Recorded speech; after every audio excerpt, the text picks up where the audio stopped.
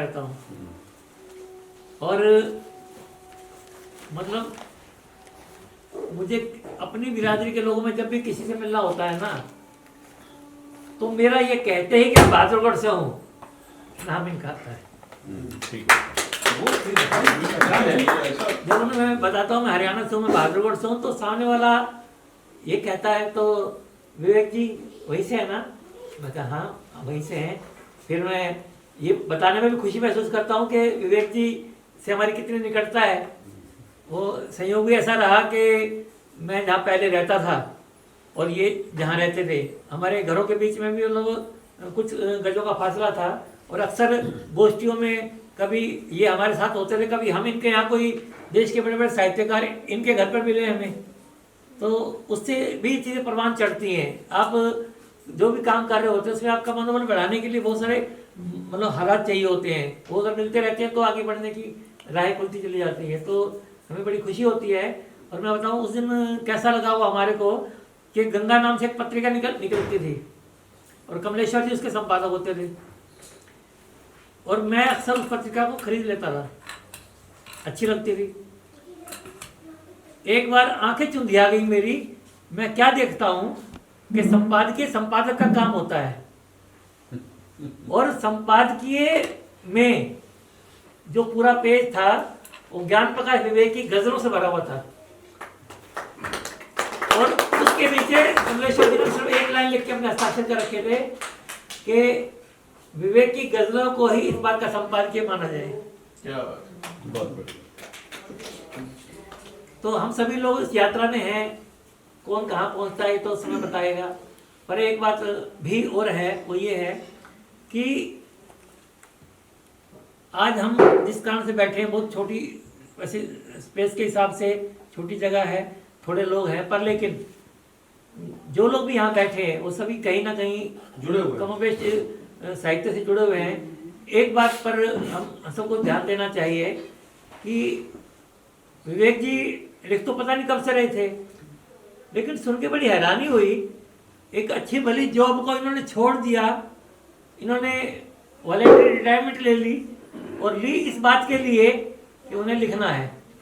ये अपने आप में बहुत बड़ी बात है कि हम केवल लिखने के लिए मतलब नहीं कि रिटायरमेंट ले लें और उस सारे समय को लेखन में मतलब खर्च करें, तो ये अपने आप में बहुत बड़ी बात थी। और नहीं अभी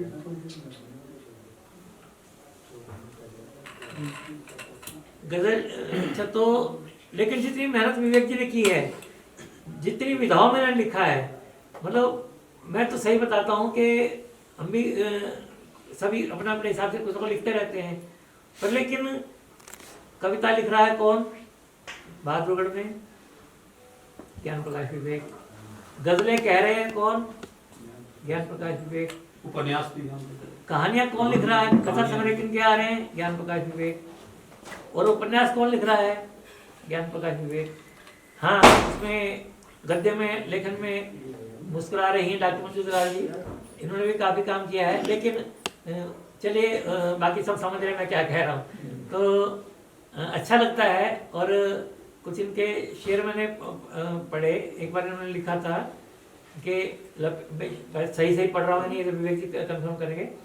लपेटिए इसे रखिए कि काटते रहिए, लपेटिए इसे रखिए कि काटते रहिए, गरीब आदमी कपड़े का थान होता है। गरीब आदमी कपड़े का थान। जी। एक शेर इनका और आता है कि कर्ज की उम्मीद लेकर मैं गया था जिसके पास, फीस माफी के लिए वो लिख रहा था जी। क्या बात। तो और हाँ, मुझे कुछ और पंक्तियाँ इस समय ध्यान से उतर रही हैं, लेकिन बहुत कुछ है, कहने लगेंगे तो एक ही आदमी को बहुत समय चाहिए। और मैंने खुद कहा है कि सब अपनी एक एक रचना पढ़ेंगे और कुछ छोटा थोड़ा कुछ कहना चाहेंगे, कहेंगे। और अच्छा लग रहा है कि आज हम के सम्मान में इस रूम में सब एकत्र आए हैं।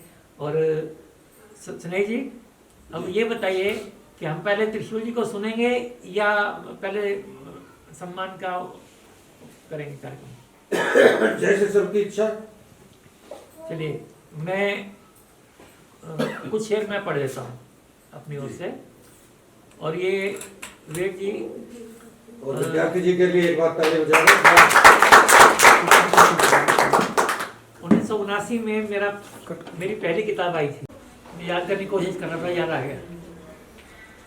अपने जीवन को जो बेकैफ बना लेता है जीता है, मगर जी के वो क्या लेता है। क्या बात है। चिड़िया भी नहीं आती है छत पर उसके, चिड़िया भी नहीं आती है छत पर उसके, कम वक्त जो मुंह फेर के खा लेता है। बहुत बढ़िया। मतलब ये अपने आप में एक संदेश है कि हमें कैसा जीवन जीना चाहिए। पंक्तियों में रदीफ है, काफिया है, तुकांत है, तुकांत है, इसका महत्व नहीं है, पर हम क्या कह रहे हैं, उसका समाज पर क्या प्रभाव हो सकता है, क्या संदेश हम देना चाह रहे हैं, क्या दे रहे हैं, किन घटनाओं का, किन स्थितियों का किस तरह से हम वर्णन कर रहे हैं। तो ये सब हमारे लिए महत्वपूर्ण है। और मैंने कहा ना कि हम में से शायद ही कोई ऐसा होगा उसने ये बात कही है, लेकिन ये बात तो तय है कि जिसका लेखन से नाता हो गया और उसने अपने आप को बताना शुरू कर दिया कि मैं कवि हूँ या मैं लेखक हूँ या मैं फला हूँ, तो ये हो नहीं सकता कि वो बहादुरगढ़ से बाहर जाए, उसे इनका नाम ना सुनना पड़े। मतलब जहाँ भी बात आप ये देखिए, यही तो हमारा नहीं यही हमारा सौभाग्य है। और देखिए औपचारिक रूप से इनको सम्मान आप मिला है, लेकिन पर दिलों में सबके बसे हुए हैं। हाँ। जहाँ भी जाओ, मैं जब हालांकि इससे पहले भी बहुत सम्मान इनको मिले, दोनों ही कुंभ राशि के शब्द हैं। तो यहाँ पर कुंभ का मेला लगता है, आप आए हो तो लगा ही है, आपके बिना भी लगता है। उसका कारण ये है कि इस कुंभ के मेले में उत्तराखंड के, उत्तर प्रदेश के, पंजाब के, हरियाणा के बहुत लोग इकट्ठे रहते हैं यहाँ पे, सचमुच रहते हैं, ऐसी बात है। और उससे अगली बात ये इसलिए भी कुंभ का मेला ये सार्थक हो जाता है कि यहाँ पर जितने लोग रहते हैं उनमें से एक को छोड़ के सभी का नाम से ही शुरू होता है। मतलब चाहे पाल जी हों, चाहे उनकी धर्मपत्नी हो, चाहे उनके बेटे हों, चाहे उनके बहुएं हों, चाहे उनके पोते पोतियां हों, सबके नाम से शुरू होते हैं। तो इस कुंभ के मेले की शुरुआत जहाँ से होती है, और जिन्होंने आज का ये कुंभ का मेला लगाया है वो दूर बैठे मेरी बातें सुन रहे हैं। अगर पास आ जाए, थोड़ा और पास आ जाए यहाँ आ जाए। धन्यवाद।